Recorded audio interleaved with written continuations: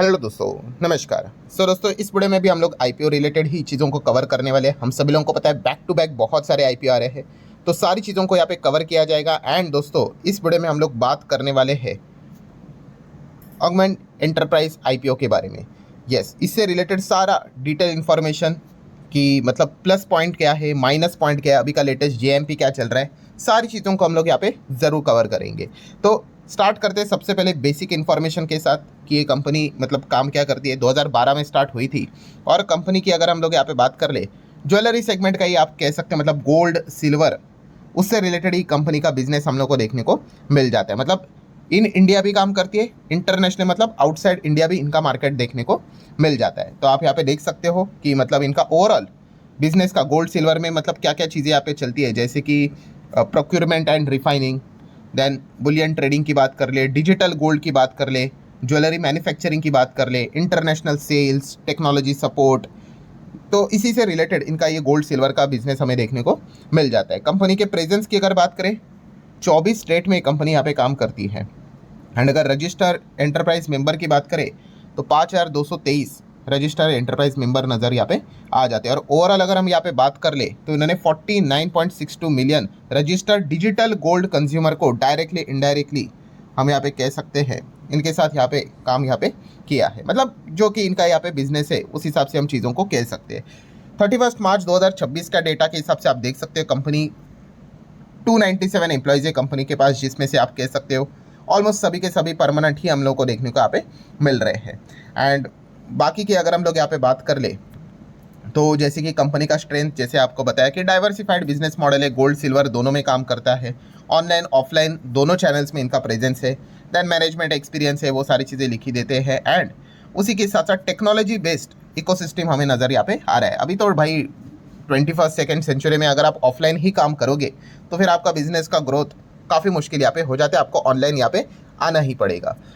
Then अगर बात करें दोस्तों तो चलिए, इतना सब कुछ पढ़कर पता तो चल गया कि company jewellery segment gold silver में online offline in India outside India काम यहाँ पे करती है।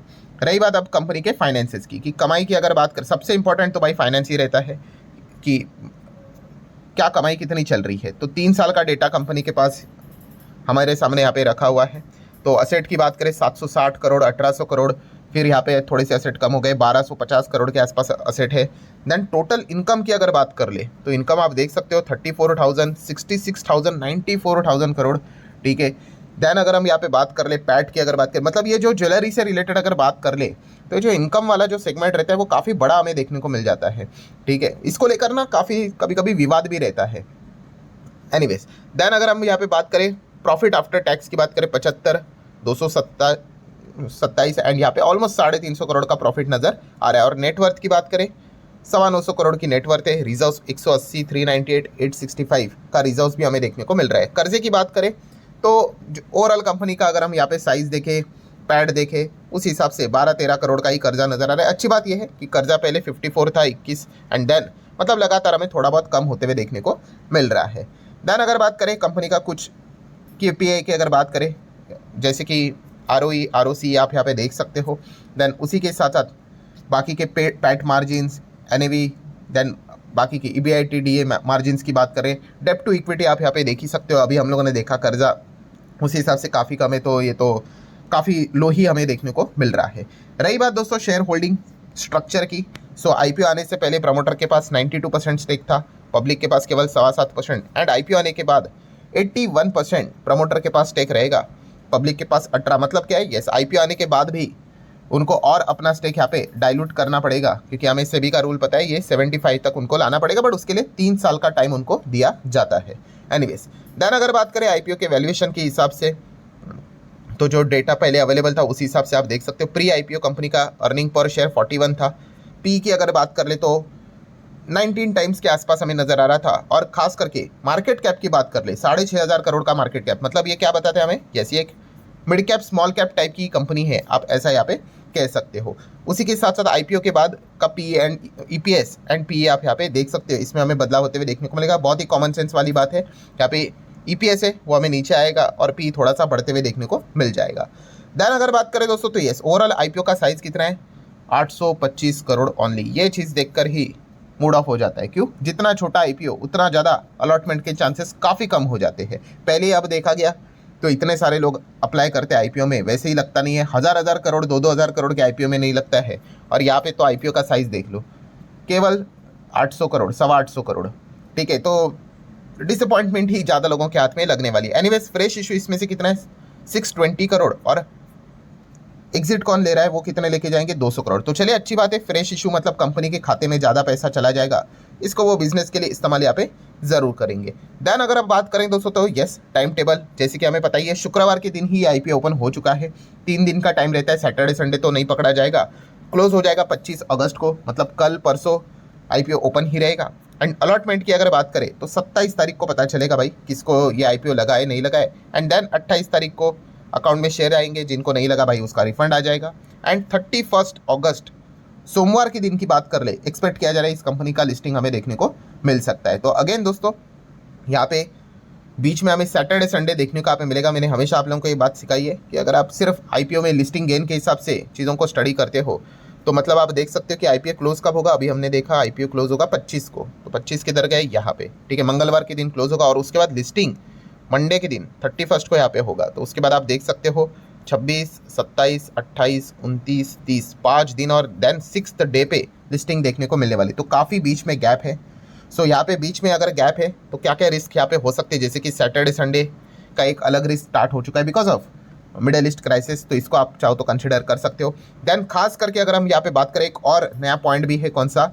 यस, जैक्सन होल मीटिंग की अगर हम लोग बात कर रहे हैं तो वो भी हमें देखने को मिलेगी कब? 27 से लेके 29 तक। तो 27, 29 मतलब आप यहाँ पे देख सकते हैं 27, 28 एंड 29, ये भी मतलब 25 के बाद ये सारे इवेंट्स हमें देखने को मिलने वाले। तो इसमें काफ़ी कुछ बड़ी अनाउंसमेंट यहाँ पे हो जाती है जिसका इम्पैक्ट मार्केट के ऊपर डायरेक्टली इनडायरेक्टली पड़ता है। ठीक है, तो ये चीज़ें कंसिडर करनी होती है। अब होता क्या है कि अब ये जो आईपीओ नज़र आ रहा है उसका जीएमपी काफ़ी हेल्दी नज़र आ रहा है, तो इस चीज़ को लेकर इतना कोई ज़्यादा दिक्कत नहीं होगा। बट कुछ कुछ आईपीओ के जीएमपी एकदम बॉर्डर लेवल पे हमें नज़र आते हैं। सो उस वक्त इस प्रकार का ये जो एनालिसिस होता है वो काफ़ी मददगार साबित होता है। ठीक है, सो इन चीज़ों को भी आप नोट करके यहाँ पे चल सकते हो। रही बात, जैसे कि हम सभी लोगों को पता ही है कि शुक्रवार के दिन ये ओपन होता है और पहले दिन पूरा भर गया। ठीक है, जैसे कि आप देख सकते हो जितना भी डेटा लिखा हुआ है 1+ लिखा हुआ है। 1+ का अर्थ क्या रहता है? उस कैटेगरी में वो ओवर सब्सक्राइब हो चुका है। ठीक है, 1 के नीचे रहेगा मतलब अभी भी भरना यहाँ पे बाकी है। पूरा आईपीओ कितना भरा है देखिए, 2.88।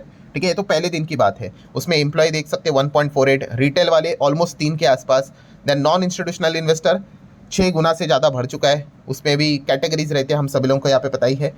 एक सेकेंड, यहाँ पे अगर मैं देखूँ तो हाँ, यहाँ पे आप देख सकते हो ये बाइफर्केशन दिया हुआ है। टोटल यहाँ पे आपको 4 गुना नजर आएगा नॉन इंस्टीट्यूशनल, एंड क्यूआई भी आप देख सकते हो 1.85। मतलब हर एक कैटेगरी हम लोग को पूरी तरीके से सब्सक्राइब होते हुए देखने को मिल चुकी है। ठीक है, मतलब सेकेंड थर्ड डे की अगर बात करें वहाँ पे तो हम लोग को और भीड़ आते हुए देखने को मिल जाएगी। मतलब क्या है, लॉटरी सिस्टम के ऊपर ही सारा वर्क चलने वाला है। वो दिन चले गए अब कि जो अच्छा आईपीओ रहता है वहाँ पे मतलब बोलते हैं ना कि वो ओवर सब्सक्राइब ना हो। अच्छे आईपीओ भाई पहले दिन कुछ चंद घंटों में ही हम लोगों को ओवर सब्सक्राइब होते हुए देखने को मिल रहा है। तो ये सारा खेल अब लॉटरी बेस के हिसाब से ही यहाँ पे हमें नजर आ रहा है। तो चले दोस्तों, रही बात यहाँ पे ग्रे मार्केट प्रीमियम की, जीएमपी की, तो उसी के ऊपर यहाँ पे आ जाते हैं, बदलता रहता है ऊपर नीचे मार्केट की बात है भाई, तो कांस्टेंट तो नहीं रहेगा। डिस्क्लेमर क्लियर कट है भाई, पूरा ये जो जीएमपी बीएमपी है वो सिर्फ इन्फॉर्मेशन पर्पस के लिए है। ठीक है, ये कोई मतलब गूगल के ऊपर भी आप लोगों को मिल जाएगा, ये कोई मेरे साइड से दिया हुआ जीएमपी यहाँ पे नहीं है। और ये कोई आपको श्योरिटी भी नहीं देता है कि भाई वहाँ पे लिखा हुआ है 30 लिखा है तो 30 ही होगा,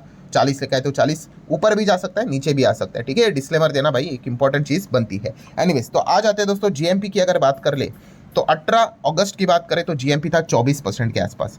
देन 19 अगले दिन 35% बढ़ गया। देन 20 अगले दिन 38 और बढ़ गया। फिर 21 की बात करें 39.34 और बढ़ गया। 22 की बात करें तो बाप रे बाप, ये तो मतलब कुछ ज़्यादा ही बढ़ गया 50। और अभी 23 की अगर बात कर ले तो कितना है 48, मतलब हल्का सा थोड़ा सा नीचे यहाँ पे आया हुआ है। बट ओवरऑल आप देख सकते हो जब शुरुआत में 24-20% के जीएमपी की बात हो रही थी, वहाँ से ये डबल होते हुए हम लोग को देखने को यहाँ पे मिल चुका है। 50 के आसपास एक्सपेक्ट किया जा रहा है। अगेन कह रहा हूँ, ये कोई श्योरिटी नहीं होती है, ऊपर नीचे ये चीज़ें यहाँ पे होती रहती है। बट फिर भी हम यहाँ पे कह सकते हैं काफ़ी हेल्दी जीएमपी हम लोगों को नज़र यहाँ पे आ रहा है।